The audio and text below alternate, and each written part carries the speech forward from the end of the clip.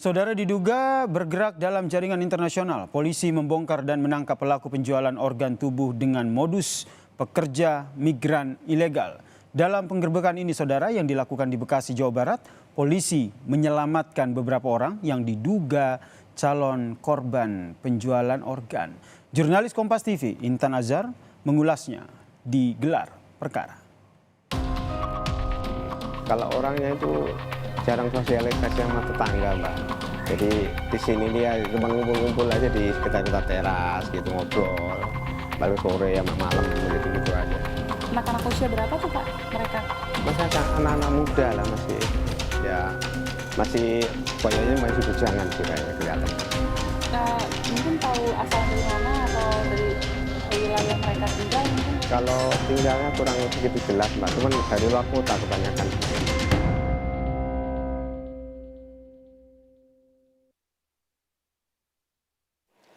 Kini kasus tindak pidana perdagangan orang sudah merambah sampai ke memperdagangkan organ tubuh manusia, di mana terakhir polisi sudah meringkus para tersangkanya di salah satu rumah kontrakan di Bekasi, Jawa Barat, dan disinyalir merupakan sindikat internasional. Nantinya para sindikat internasional ini akan memperdagangkan organ tubuh manusia di Kamboja.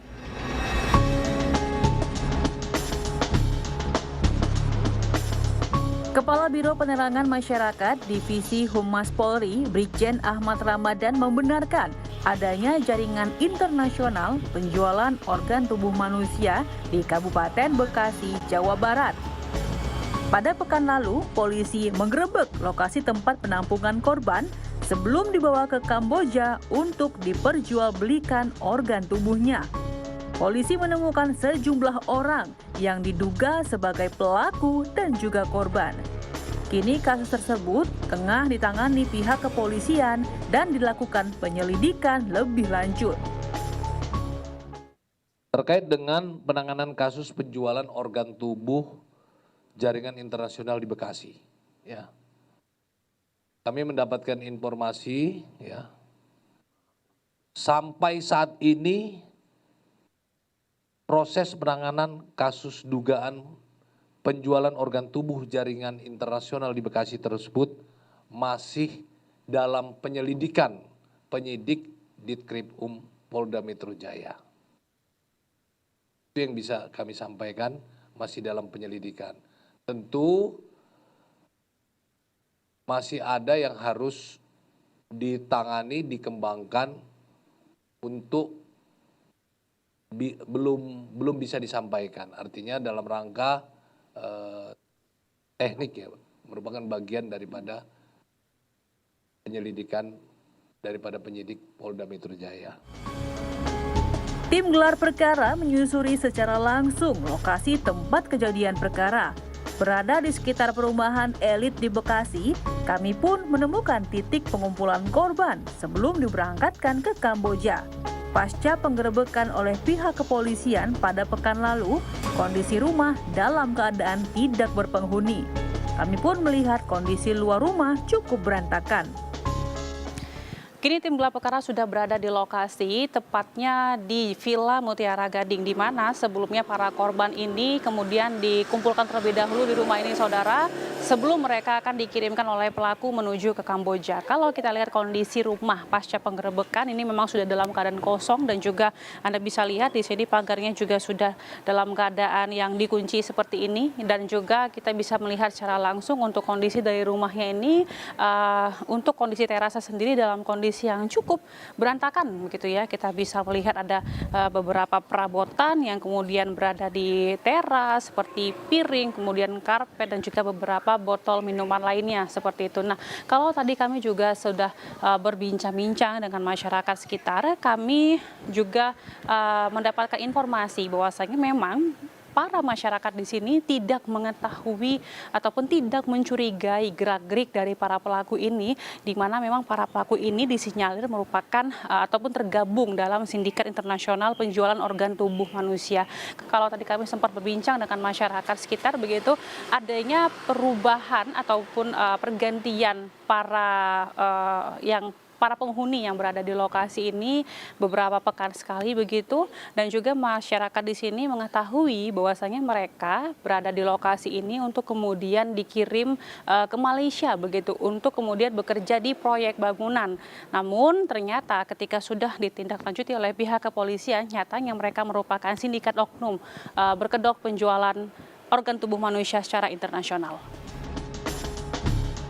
Tim gelar perkara juga menemui ketua RT setempat. Lokasi ke rumah ketua RT tidak jauh dari TKP. Ratam, ketua RT, mengaku para penghuni rumah tersebut telah menempati rumah kontrakan dalam kurun waktu 5 bulan.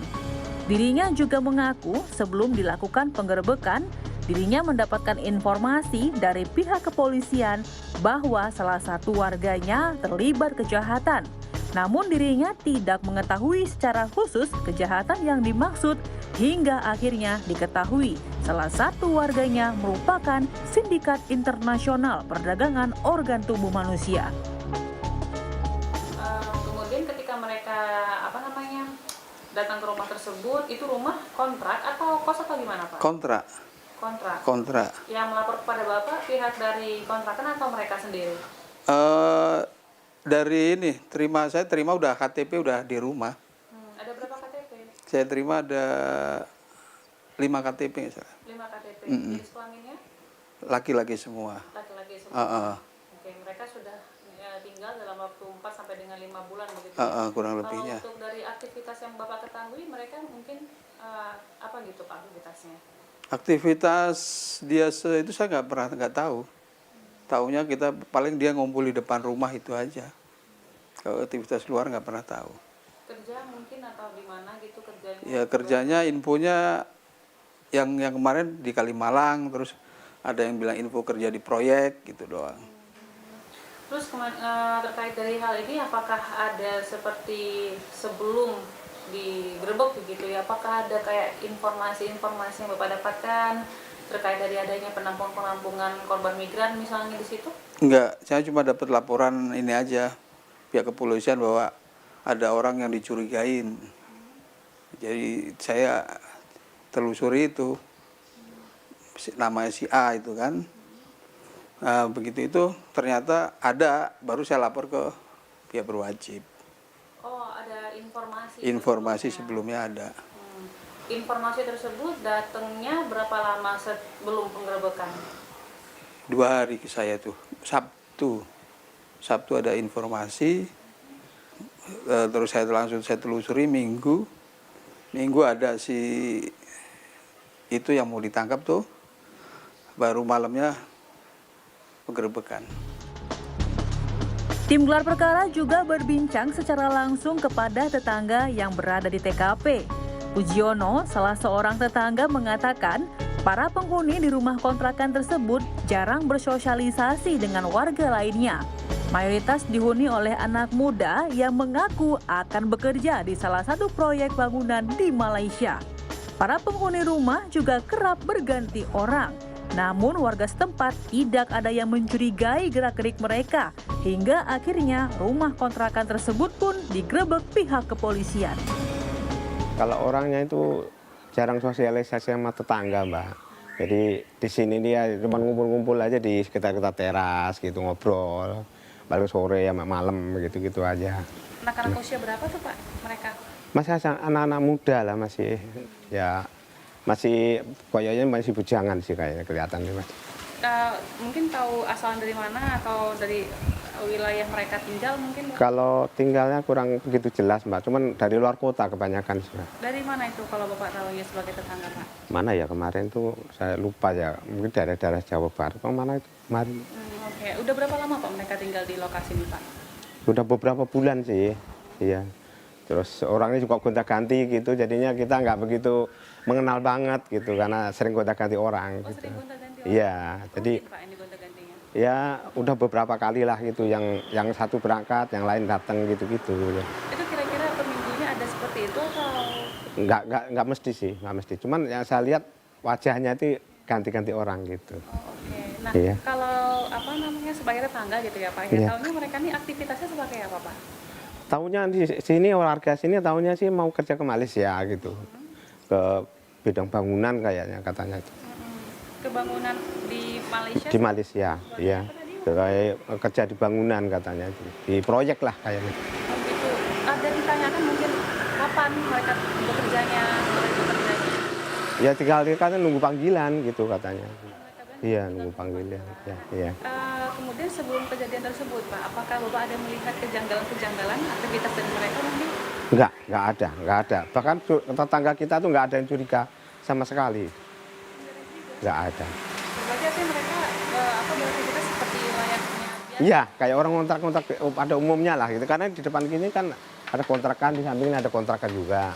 Jangan ini, cuman ini satu rumah. Jadi kita nggak curiga apa-apa karena biasa ada banyak orang ngontrak. Gitu. Tindak pidana perdagangan orang kini merambah hingga ke perdagangan organ tubuh manusia. Hal ini pun menjadi perhatian khusus bagi otoritas dan pengamat, di mana penjualan organ tubuh tersebut merupakan hal ilegal dan bertentangan dengan hukum.